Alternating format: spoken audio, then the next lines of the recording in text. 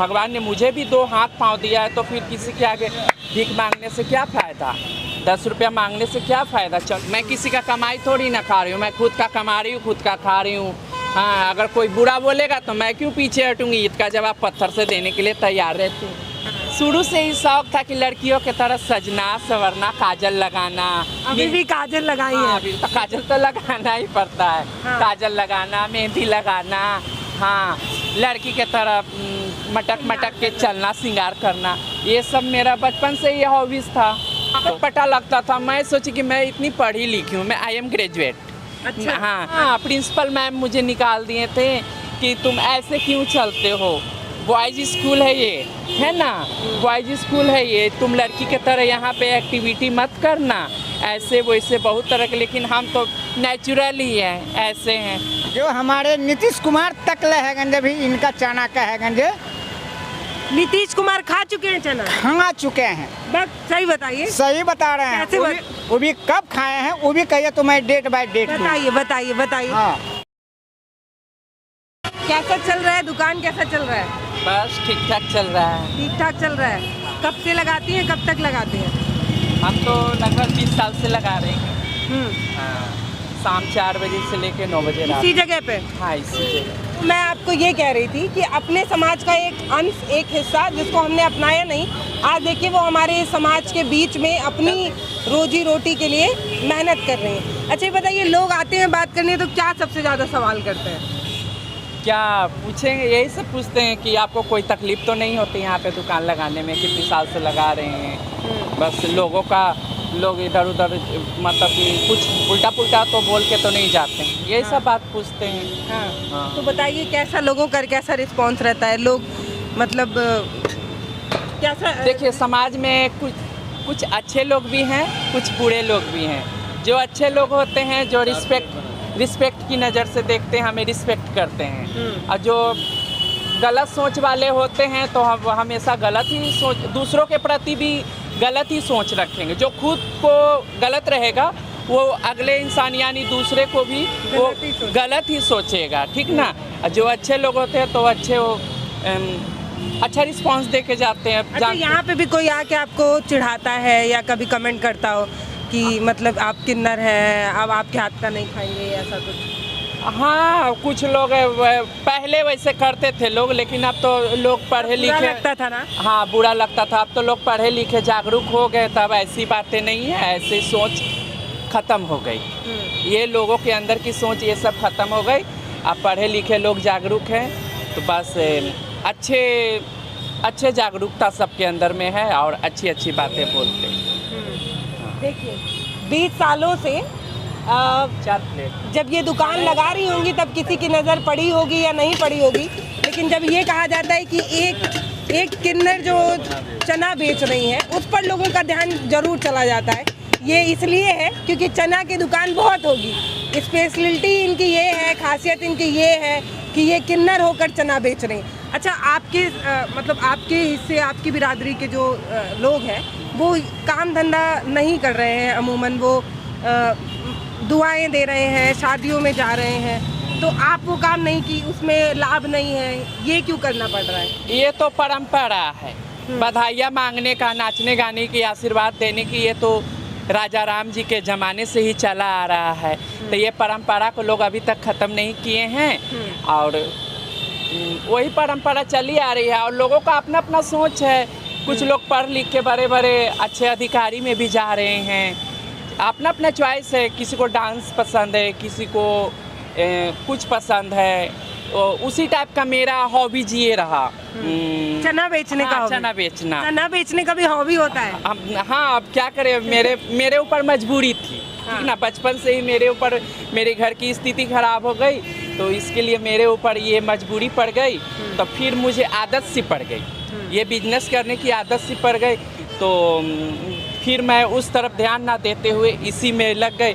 और फिर मैंने सोचा कि भगवान ने मुझे भी 2 हाथ पाँव दिया है, तो फिर किसी के आगे भीख मांगने से क्या फ़ायदा, 10 रुपया मांगने से क्या फ़ायदा। चलो भाई, खुद का रोजगार है तो अच्छी बात है, अपना रोजगार करके कमा खा रहे हैं, अपना पेट पाल रहे हैं।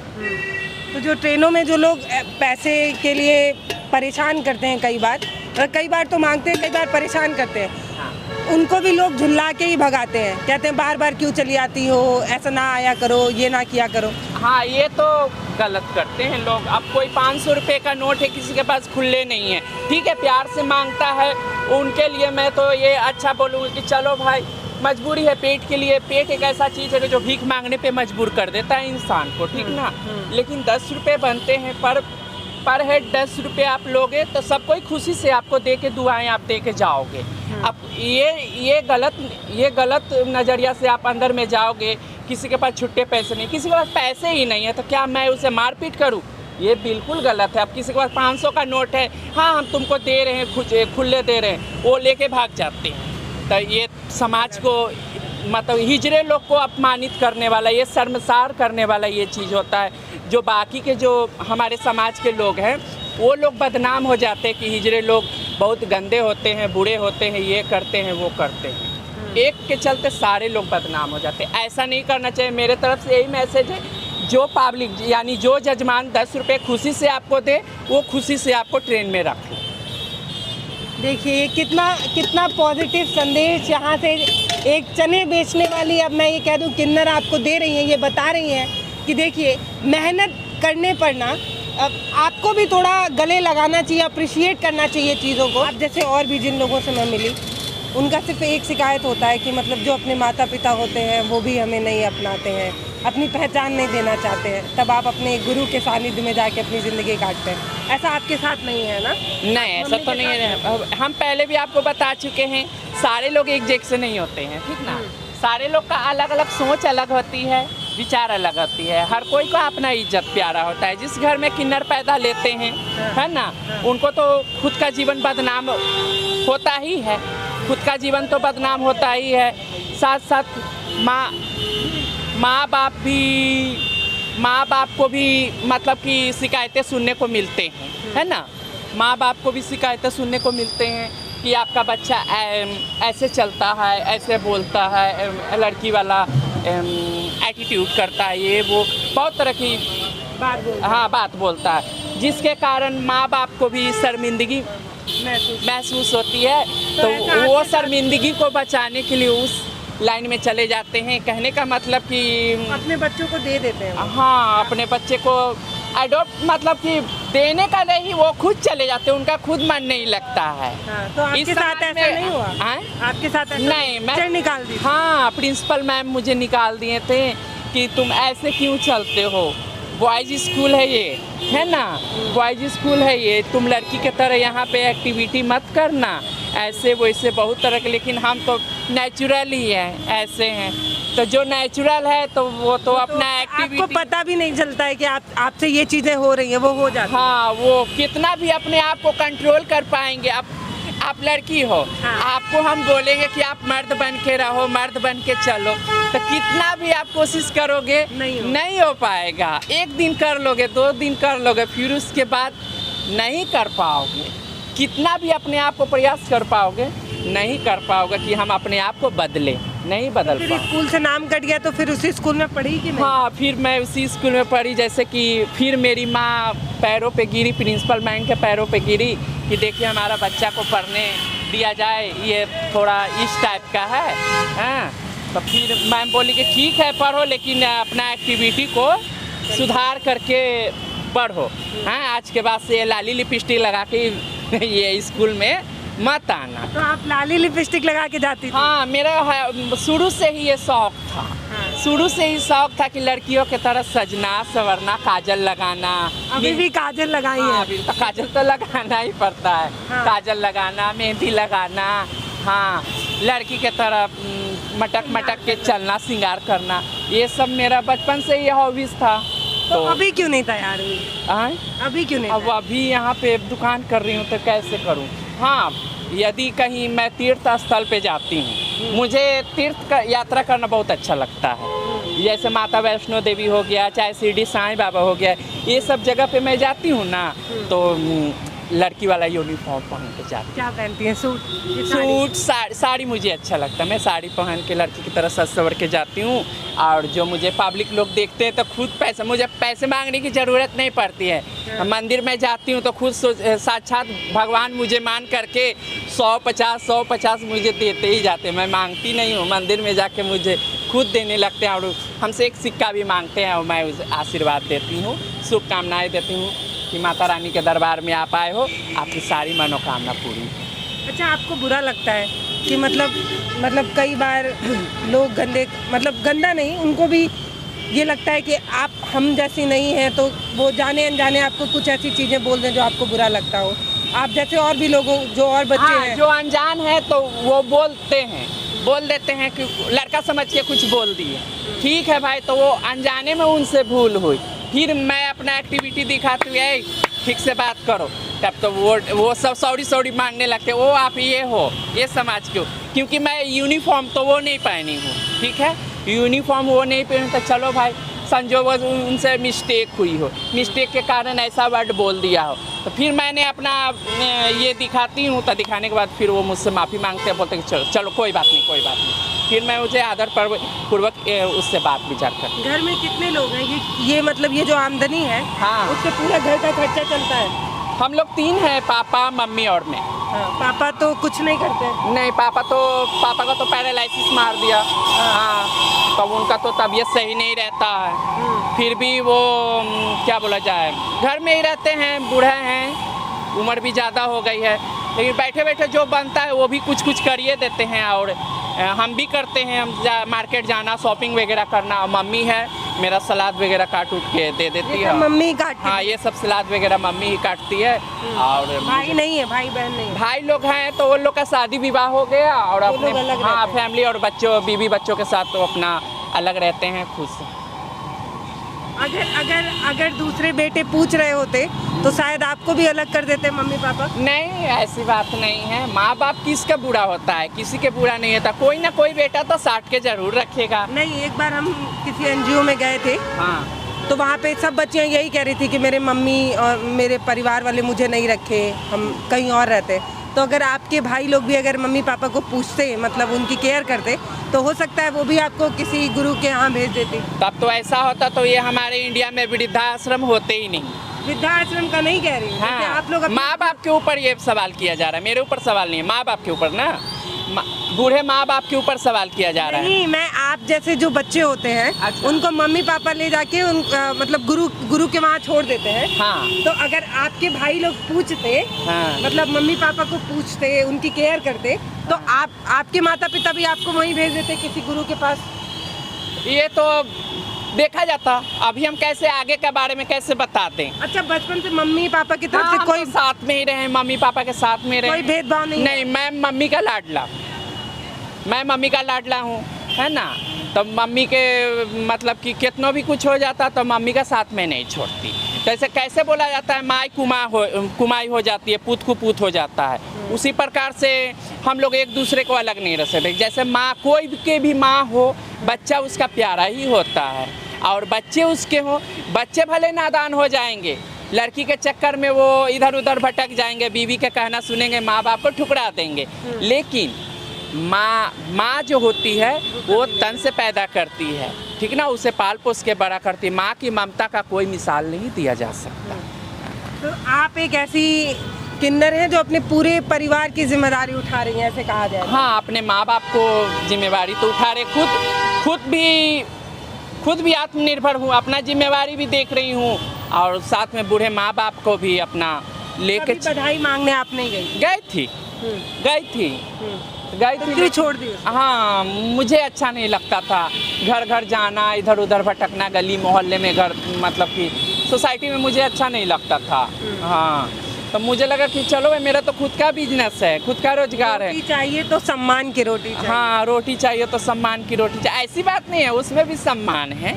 वो तो नेक हो गई, वो भीख की श्रेणी में नहीं आती हैं, बधाइयाँ जो हुई। तो क्यों छोड़ दी वो? हाँ, तो मतलब मुझे वो आपको अटपटा लगता था? अटपटा लगता था। मैं सोची कि मैं इतनी पढ़ी लिखी हूँ, मैं आई एम ग्रेजुएट।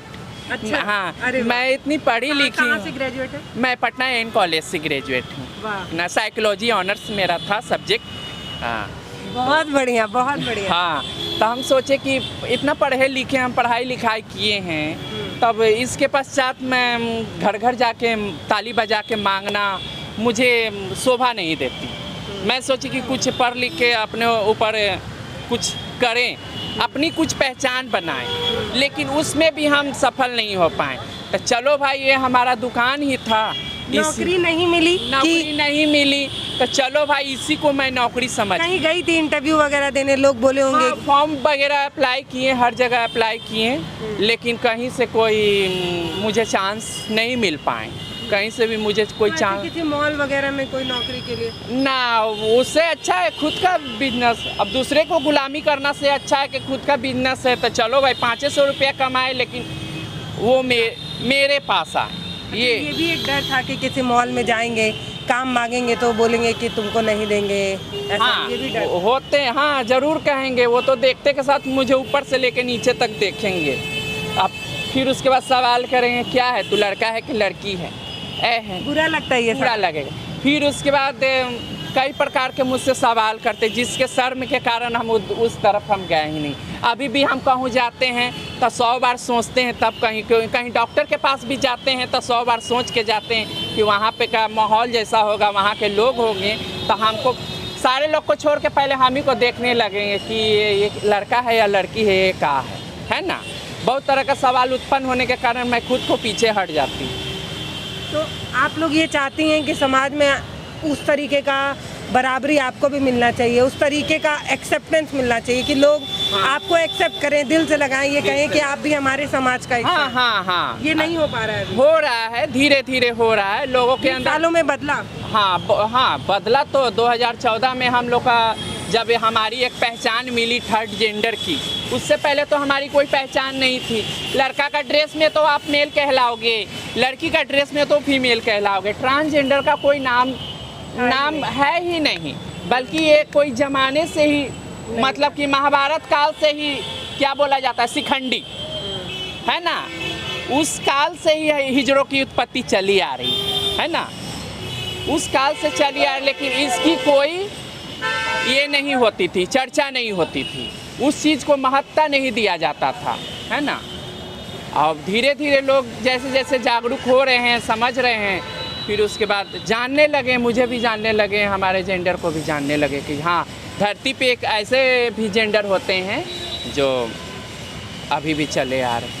अब नहीं कोई बुराई करता है, अब नहीं कोई चिढ़ाता है। नहीं, अब कोई नहीं बुराई करता, अब नहीं कोई चिढ़ाता है। बुराई क्यों करेगा? मैं किसी का कमाई थोड़ी ना खा रही हूँ, मैं खुद का कमा रही हूँ, खुद का खा रही हूँ। हाँ, अगर कोई बुरा बोलेगा तो मैं क्यों पीछे हटूंगी? इसका जवाब पत्थर से देने के लिए तैयार रहती हूँ। कितने सालों से बाबा इनको देख रहे हैं? इनका हाँ। इनका तो भाई है जो करीब है यहाँ पर है जो 2006 से देख रहे हैं। 2006 से? तब तो बड़ी छोटी रही होंगी। के बहुत इन नाबालिग थे गन उस समय में। हाँ। ये तो है जो खा पी के अपने है गन जो बहुमत पर है गन जो जवान हो गए हैं। हम लोग से सब दिन है जो भाई भैयारे का है जो संबंधी बना हुआ रहा है। हम लोग भी इस जगह पर रह रहे हैं और देखते हैं हंसी मजाक सब अपना चलता है, किसी से कोई है ना हर खटखट कुछ नहीं है, शांति पूर्वक से अपना तो लोग चनवा किस लिए खाने आते हैं? इनका स्वाद है इसलिए कि नहीं हाँ। चाना खाने के लिए इसलिए जा रहे हैं। हाँ। जो इनका व्यवहार अच्छा है, स्वभाव कोई तरह की बुराई नहीं। इनका चना में है गंजे इतने टेस्टिंग है, इतने है गंजे पूरे बिहार में फैला हुआ है। हाँ। जो हमारे नीतीश कुमार तक ले है गंजे भी इनका चना का है गंजे नीतीश कुमार खा चुके हैं चना? खा चुके हैं। बस सही बताइए। सही बता रहे हैं। वो भी कब खाए हैं वो भी कहिए तो मैं डेट बाय डेट बताइए। हाँ, ये देखिए इनका चना जो खाए हैं। हाँ। 2017 में हाँ। तारीख 12 हाँ। 7वां महीना हाँ। 2:42 पर इनका चना खाई थे। सही बता रहे हैं कि पौवा मार के बता रहे हैं? हलवा नहीं मार के बताया है। नहीं वो वाला मार के तो नहीं सही बता रहे हैं। क्या हम वो लोग में नहीं? मुझे तो नहीं पता, वो बड़े बड़े लोग हैं, वो चना खाने आएंगे। वो चना क्यों खाएंगे चाचा? शौक से खाइन थे। हाँ। पारस में जब आइन थे। पता नहीं, हम तो नहीं देखे हैं। हाँ। हम तो नहीं देखे हैं भाई। अभी तो अगर नहीं खाए हैं तो खाने जरूर आइएगा, क्योंकि ये जरूरी है कि आप अगर समाज में सबको बराबरी में लेकर नहीं चलेंगे तो लोकतंत्र कैसे बराबर होगा, ये बताइए। आपका नाम? मेरा नाम सोनाली। सोनाली। हाँ। तो ये पटना की सोनाली है, इनकी कहानी आप ज़रूर सुनिए। इसलिए ज़रूर सुनिए क्योंकि समाज दो धड़े में बट रहा है, एक तरफ कह रहे हैं पुरुष और एक तरफ कह रहे हैं महिला। तो इनको भी देखिए, ये भी हमारे समाज का हिस्सा है। आप भले अभी तक ना अपना पाए हो, लेकिन इन्होंने 20 सालों से आपके ही समाज में अपने ही दम पर अपने पूरे परिवार का खर्चा उठाने की जिम्मेदारी उठाई है। लड़का बनकर पूरा परिवार की जिम्मेदारी उठाएंगी, और आपका शौक लड़कियों का है तो आप श्रृंगार भी करेंगी। किसी से कोई परमिशन लेने की ज़रूरत नहीं है, क्योंकि ये भी एक लोकतांत्रिक देश में रहने वाली एक इंसान है जिनके पास उतने ही अधिकार हैं जितना हमारे पास है। तो ये तय करेंगे कि इन्हें कब पैंट शर्ट पहनना है, ये तय करेंगे कि इन्हें कब साड़ी पहनना है। आपसे सर्टिफिकेट की ज़रूरत नहीं है। हाँ, बस इतना कहना चाहते हैं कि जब कभी इस रास्ते से गुजरिएगा, कहाँ लगाती हैं आप अपना ठेला? पारस हॉस्पिटल के आगे। जब कभी पारस हॉस्पिटल आइएगा तो इनकी दुकान का चना खा के जाइएगा। भाई साहब, 1 नंबर चना। मैं आज तक कभी ऐसा चना नहीं खाई थी, क्योंकि हम लोग रुकते ही नहीं है कभी। बहुत अच्छा बनाती हैं आप। बहुत बहुत धन्यवाद। बहुत अच्छा लगा आपसे मिलके। तो हम पटना आए हुए हैं और पटना में ऐसे ही अनोखे लोगों को ढूंढने की कोशिश कर रहे हैं।